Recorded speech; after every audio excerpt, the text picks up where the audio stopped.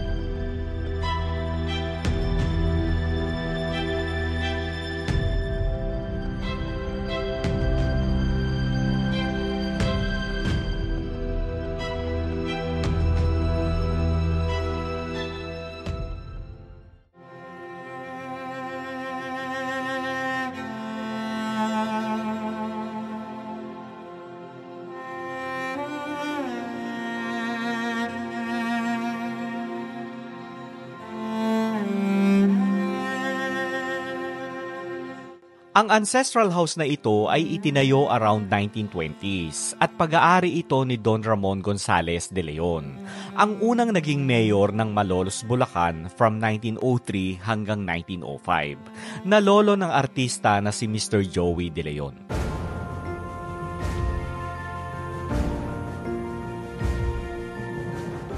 Sina Jose Esteban Suane de Leon at Emma Manahan Ramos ang mga magulang ni Joey. Si Jose Esteban ay isang sundalo na anak ni Don Ramon de Leon. Si Joey ay laking Sampaloc, Manila at sa murang edad ay nagkahiwalay ang kanyang mga magulang. Pero hindi naman tumira sa bahay na ito si Joey de Leon, kagaya ng sinasabi ng karamihan.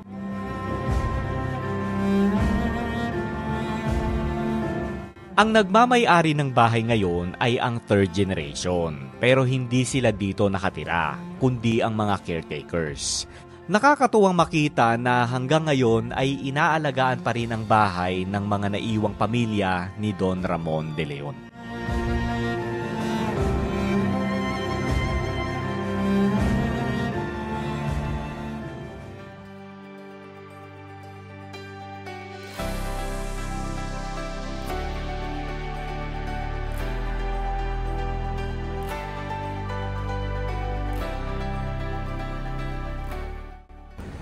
okay mga ka-tubero, magandang umaga sa inyong lahat and tayo ay nandito ulit sa Malolos, Bulacan. Ayan. So bali nandito tayo sa Barasuin Church mga ka-tubero. Ayan. Halika silipin natin yung simbahan nila. And mukhang may event yata sa loob. Mukhang may kakasal ngayong araw ano.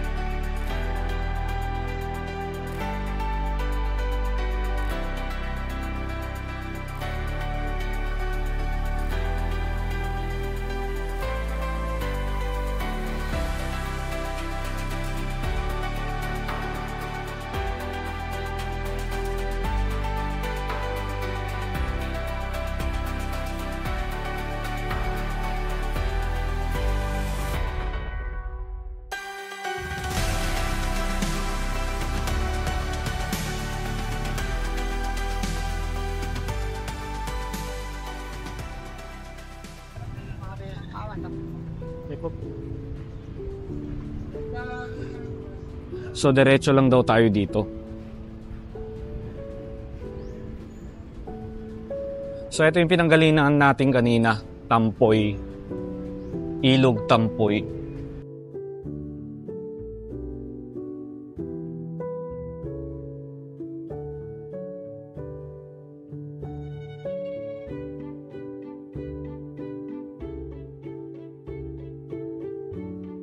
Sana mga kajubero papasukin tayo, no? Sana pwedeng pumasok.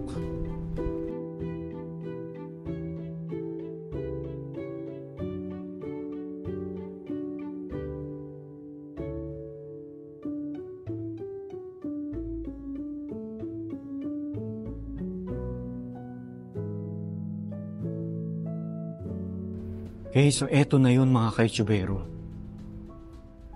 Ayan, oh. Nakikita nyo ba yan?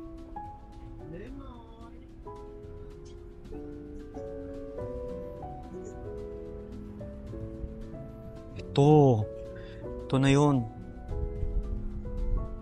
Ayan o, lapitan natin itong historical marker. Tao po! Pumasok na lang So, Pook Sinilangan ni Don Ramon de Leon. Okay, sa Pook na ito isinilang si Don Ramon de Leon, abogado, pangulo ng Balangay Apoy, kapitan ng Revolusyon, Huwes de Paz, piskal at presidente municipal ng Malolos from 1903 hanggang 1905. Hello po.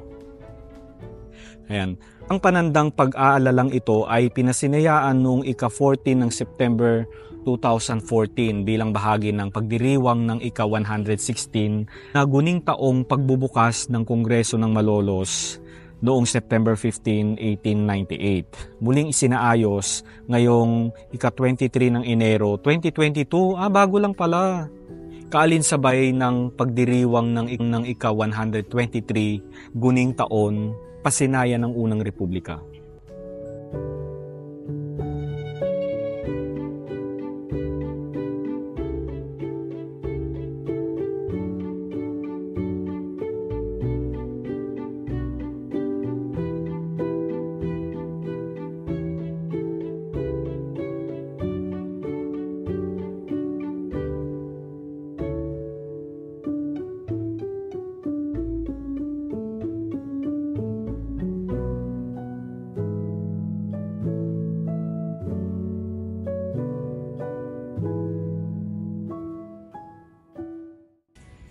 So wala na ito.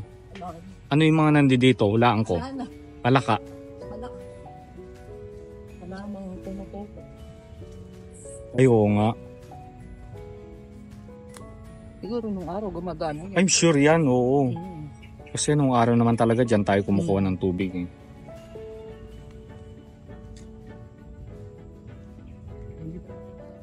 So okay lang ba? Wag ano. Oo, pag-nagag na yata. Oo. Ipasok tayo mga kajipero. Ang galing naman ng So ito talaga yung matatawag ko na ancestral house kasi yung nakatira ngayon ay kamag-anak pa rin nung dating tumira dito. No? Na mini-maintain pa rin nila yung bahay. Ako nata, ayun eh. Apo. Ah, talaga. Talaga O ba? yun ang nagkukuha niya, nag-maintain yung bahay niya. So third generation. Ah. No? Halika, pasok tayo. Galing na maintain nila yung bahay. Pwede bang magubad na lang ako ng slipper? Pwede. Uy. Huwag na, naiya akong linis ang sahig eh. Magubad na lang ako, okay lang po. Malinis naman po yung sahig. Ayan, pasok tayo. Nice. So, butaka na tinatawag.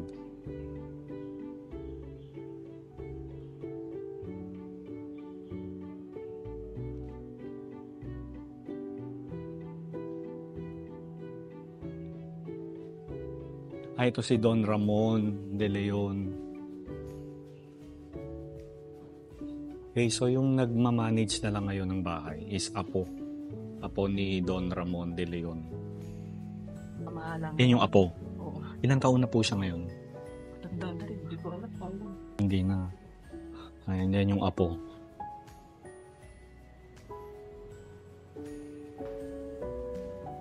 Galing naman ng TV na to. Gumagana pa po ba yung mga yan? Hindi na. Ang galing, ang ganda ng bahay. Malinis. Oo nga eh.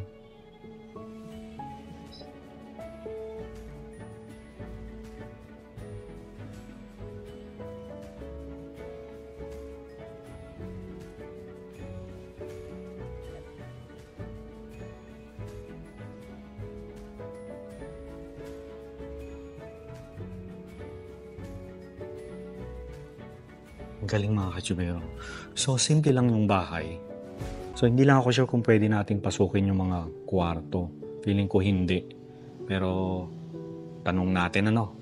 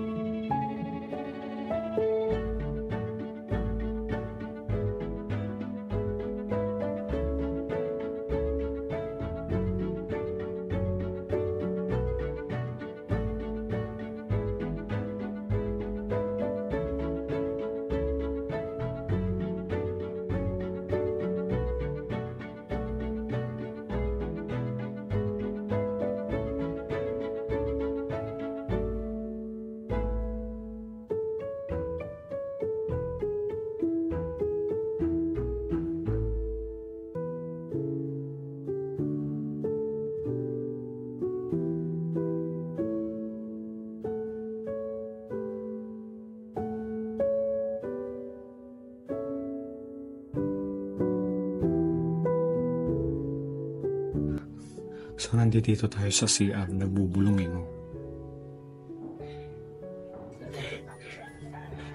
Eto bang mga gamit dito, original pa rin? O iba na to? Original. Ay, na nandito sa bahay. Anong pinasok din lang ito? Okay. Nice, may terrace pala sila dito mismo sa may river. Pero syempre noong araw maganda daw to no? Pag nakatira ka sa malapit sa ilog, mayaman ka talaga, di ba? Totoo yan. Pero ngayon, lalo na sa Manila, no, pag nakatira ka na sa ilog, at saka mabaho na kasi yung ilog ngayon, no? Hindi kagaya nung araw, malinis. I'm sure ito nung araw, pinapaliguan pa nila to, no? Hindi mo ba nakuha yung tulay doon? Merong nakalagay na araw. Napuntahan ko, oo. Ayun, yan. Etong bahay na to, kanino yan? Alam mo?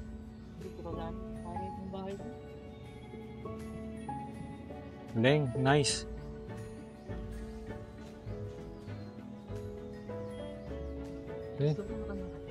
Saan banda? Itong part na to. Hindi. Yan ang dirty kitchen.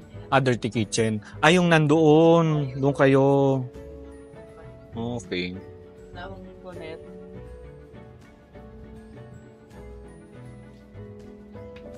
Halika na. Pasok. Punta tayo ng kitchen.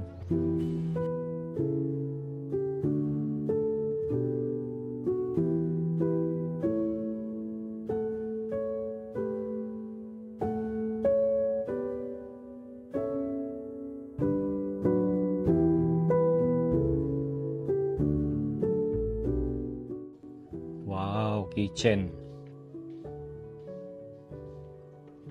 Grabe yung mga kitchen nung araw, no? Halagang bumabalik ka sa nakaraan mo. Eto pag ginagamit nyo pa yung ref na yan, magana pa yan? Hindi na? Anong brand yan? Tingnan nga natin. Frigidaire. Dito ba yun? Frigidaire. So, brand pala ang Frigidaire, no? Di ba? Kasi tawag natin nung araw, nung kabataan natin, lagay mo na lang sa Frigidaire yan. Pero yung brand ng refrigerator mo, Condura. Pero yung pala ang Frigidaire na tinatawag is brand pala ng refrigerator. Eto, kanino to? Pwede ka nakatira. Dito kayo. O, yan. So- Luma din yun. Yung mga gamit yung luma. So dito nag-i-stay yung mga caretaker nila.